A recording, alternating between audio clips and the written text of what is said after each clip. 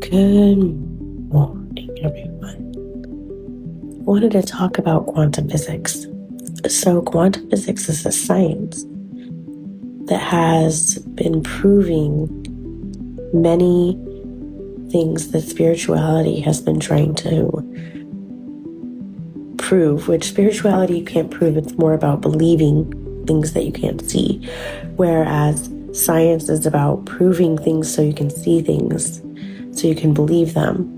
And that's why I love quantum physics, because it's been proving things like the God particle and quantum entanglement, how one thing can be in one place and another, how you can think of one thing and it can actually change something on the opposite side of the world. And I want to talk about that further because I'm going to be talking about different religions, different spirituality throughout Omniism, but there's also science, quantum physics.